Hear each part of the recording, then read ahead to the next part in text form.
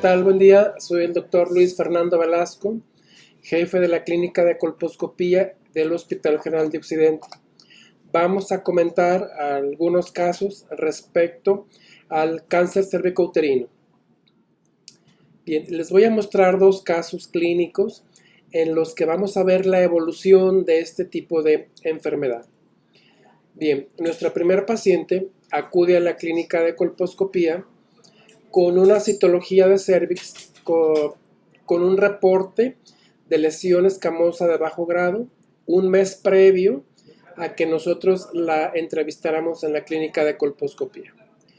En sus antecedentes, tiene 22 años de edad, tabaquismo ocasional, un año previo a que nosotros la viéramos en la clínica, menarca 13 años, ritmo de 30/6, inicia la vida sexual activa a los 15 años de edad, refiere tener 2 parejas sexuales, ningún embarazo y método de planificación ninguno.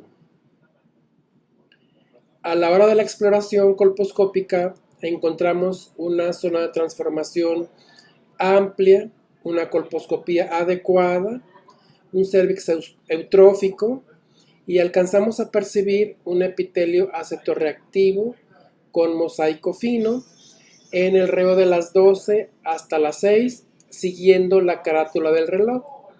De esta lesión se toma una biopsia y se cita para tratamiento.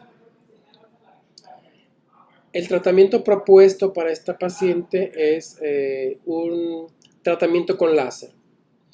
Nuestro reporte de la biopsia corresponde a una lesión intraepitelial de bajo grado, un NIC1 o una displasia leve asociada a infección de virus de papiloma, negativo para malignidad. A esta paciente se somete a tratamiento con láser de CO2 en exocervix y vagina. Durante el procedimiento no se presentan ningún tipo de complicaciones y la citamos en 3 meses para valoración. Si vemos en la imagen de la derecha, estamos limitando el área con el rayo láser. Dentro de ese círculo que nosotros marcamos con el rayo láser, ahí es donde está la lesión, ahí es donde vamos a vaporizar, ahí es donde vamos a destruir esta lesión. Esta paciente cuenta con 4 valoraciones posteriores a este tipo de tratamiento y el reporte colposcópico lo describimos con alteración inflamatoria. Es importante considerar que el inicio de tamizaje de estas pacientes, la norma oficial mexicana nos habla de que tiene que ser arriba de los 25 años. Si recordamos la edad de nuestra paciente, esta paciente tenía 22 años. Es importante recordar que más del 50% de estas pacientes que inician relaciones sexuales van a tener infección por virus de papiloma en los 3 primeros años de vida sexual. También es muy importante recordar que esta infección es de corta duración, como lo vemos en el esquema de aquí abajo. Esta infección es una infección transitoria, es una infección que puede progresar o puede regresar dependiendo de los factores de riesgo que estén asociados a esta paciente. ¿De qué va a depender que esta infección progrese? Pues de la infección de virus papiloma, el subtipo de virus de infección de papiloma, si la paciente fuma, si la paciente tiene múltiples parejas sexuales, si está inmunocomprometida, si fuma o convive con gente que fuma. Entonces, dependiendo de la edad y los factores de riesgo, esta lesión puede progresar o puede regresar. Si esta lesión progresa, pues tiene la posibilidad de desarrollar un cáncer en el cuello uterino. Importante considerar que en estos casos, en estas edades, la incidencia del cáncer es muy baja. En algunas ocasiones, la citología nos ofrece falsos positivos, a lo cual tendremos que estar atentos. Esto en algunas ocasiones nos repercute en tratamientos innecesarios. Es decir, en pacientes jóvenes como este caso que les acabo de mostrar, es importante darle oportunidad al organismo para que pueda limitar la infección. Algunos tratamientos en algunas mujeres son innecesarios por la edad de la paciente, por la paridad, por el subtipo de virus, por el tipo de lesión y la localización de la lesión. Estos tratamientos generan gastos para la institución y para la paciente. Importante también que estos tratamientos pueden tener riesgos a corto o a largo plazo. Y la más importante de estas consideraciones es que este tipo de enfermedad en este tipo de pacientes tienen una alta resolución espontánea. Vamos a presentar otro caso clínico con respecto también de esta enfermedad. El motivo de consulta de esta paciente es un reporte histopatológico del medio particular con carcinoma epidermoide moderadamente diferenciado, invasor del cérvix. Los antecedentes de la paciente son 41 años de edad, tiene licenciatura dentro de su escolaridad, la menarca a los 12 años, ritmo de 30 por 4 días, inicia la vida sexual activa a los 17 años, refiere 6 parejas sexuales, 4 embarazos y 4 cesáreas. Como método de planificación familiar usa preservativo. A la exploración colposcópica encontramos un cérvix con pérdida completa de su anatomía. Observamos una tumoración exofítica de 3 centímetros de diámetro. Es friable, es sangrante y a la exploración con el filtro verde encontramos la presencia de vasos atípicos difusos en toda la superficie de la lesión. Tomamos una nueva biopsia para corroborar el diagnóstico y nuestra biopsia nos reporta un carcinoma epidermoide moderadamente diferenciado, grado 2. Si ustedes observan la imagen de la derecha en la pantalla, observamos la biopsia en donde vemos el epitelio completamente desordenado. Las células tienen morfología anormal, no se parecen en nada a las células que originalmente conforman el epitelio escamoso y no tienen un orden. Entonces, esto histopatológicamente nos habla de un cáncer epidermoide de cérvix. La paciente pasa al servicio de oncología quirúrgica, es estadificada en el estadio 1B2, se programa una histerectomía radical, sus exámenes generales preoperatorios se encuentran en parámetros normales, se programa y se realiza una laparotomía exploradora. El reporte quirúrgico de esta paciente refiere una incisión media de 12 centímetros, se diseca por planos hasta llegar a la cavidad pélvica. Se refiere que la manipulación uterina es difícil porque la paciente presenta múltiples adherencias, lo cual complica la cirugía, complica la extracción del útero y por ende, pues complica el tratamiento a la paciente. Se decide cerrar la pared abdominal de esta paciente y se diagnostica que esta paciente no puede ser operada, no puede ser extraído el útero por las condiciones en las que se encuentra en ese momento la cavidad pélvica, una histerectomía fallida. Evidentemente, pues esto complica el pronóstico y el tratamiento de la paciente.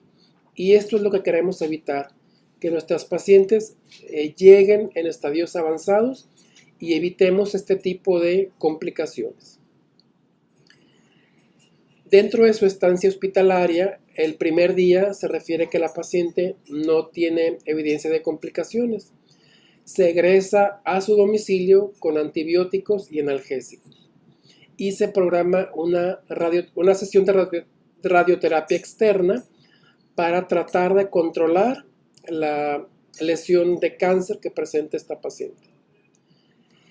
La paciente se somete a tratamiento con radioterapia, recibe 50 grays fraccionado en 25 sesiones. Se agrega braquiterapia en el sitio del tumor y la paciente presenta toxicidad gastrointestinal y genitourinaria grado 1. Es decir, aparte de las complicaciones que tiene por la radioterapia y la braquiterapia, pues se agregan este tipo de toxicidades que son frecuentes cuando se indican este tipo de tratamientos. En cuanto al dolor, la paciente se maneja con paracetamol 500 miligramos cada 8 horas, media tableta de morfina cada 8 horas y tramadol 25 miligramos cada 6 horas. La paciente menciona que con este tipo de tratamiento puede controlar el dolor. Sin embargo, recordemos que nada más este manejo con medicamentos es directamente para el dolor. No va a incidir en ningún momento en la enfermedad de base de la paciente. A los 6 meses de esta cirugía, posterior a que recibió la radioterapia externa, posterior a que recibió la braquiterapia, la paciente refiere leve dolor abdominal, así como incontinencia urinaria, que son complicaciones de la radioterapia y de la braquiterapia que aplicamos directamente sobre el tumor. La cúpula vaginal se observa con atrofia marcada. Tomamos una muestra de citología de control para monitorear cómo va nuestro proceso y el reporte de la citología nuevamente nos informa que tiene un NIC3, una displasia leve o que persiste el cáncer. Si ustedes ven la imagen de la derecha, pues se alcanzan a apreciar esas células de esta paciente que también no se parecen en nada a células normales, son células amorfas, son células que no podremos identificar si realmente tiene un cáncer o si realmente es el efecto de la radioterapia que tiene esta paciente. Si ustedes observan, la paciente y el tratamiento y el manejo de esta paciente se va modificando y se va complicando porque pues el proceso patológico de la enfermedad va avanzando y es difícil poder controlar este tipo de situaciones. Y esto es lo que queremos evitar, que las pacientes lleguen a este punto con estas complicaciones. 18 meses después de la cirugía y la radioterapia, la paciente continúa con dolor abdominal de manera leve. Observamos en exploración vaginal que la cúpula está sellada, está cicatrizada y se reporta con atrofia vaginal. La citología de control reporta cambios por radioterapia y la paciente es citada nuevamente para una valoración en un año. En este caso, la paciente no puede recibir ningún tipo de tratamiento hormonal local para corregir la atrofia. Tendremos que echar mano de algún tipo de lubricante que no tenga ningún tipo de estrógenos para poder mejorar la calidad de vida y la calidad sexual de esta paciente. Como ustedes pueden ver, este tipo de tratamientos pues afecta la calidad de vida de las pacientes. 48 meses después de que la paciente fue sometida a este tipo de tratamientos, la paciente se refiere asintomática. Ha disminuido el dolor abdominal y ha mejorado la dispareunia con el uso de algunos medicamentos tópicos para la resequedad. En la exploración vaginal encontramos la cúpula sin evidencia de ninguna alteración.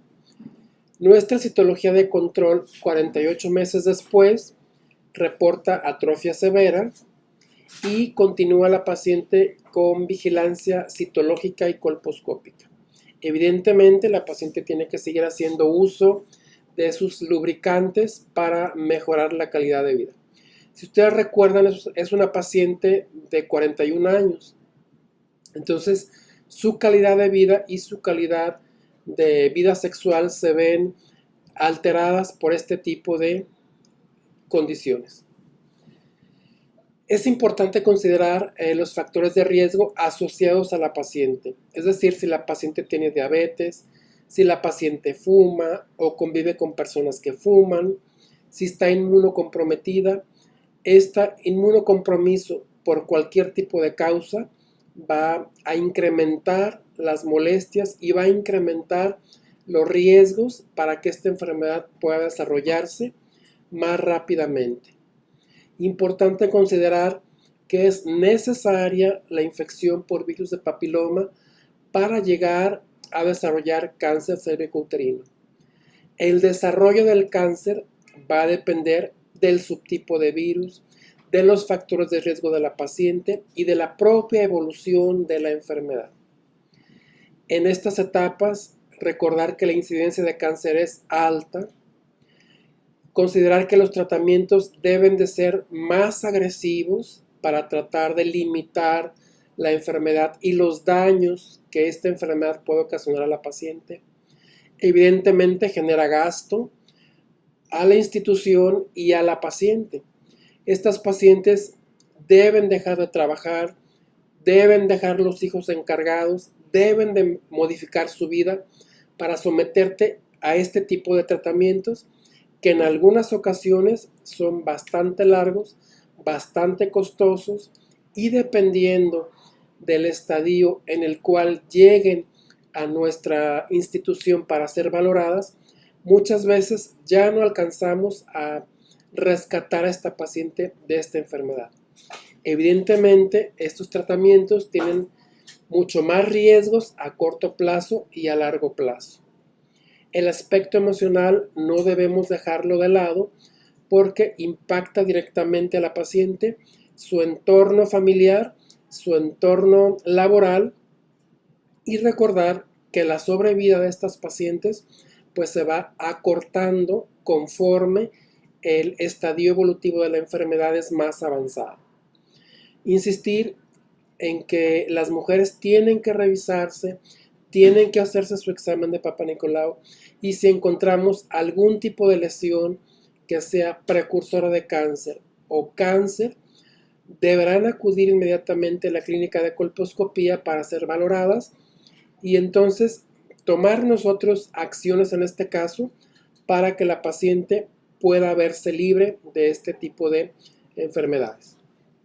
Insistirles a la paciente que no tengan miedo, que si tiene una lesión precursora, puede ser que alcancemos a revertir este tipo de enfermedad y que si tienen cáncer, hay muchas opciones de tratamiento.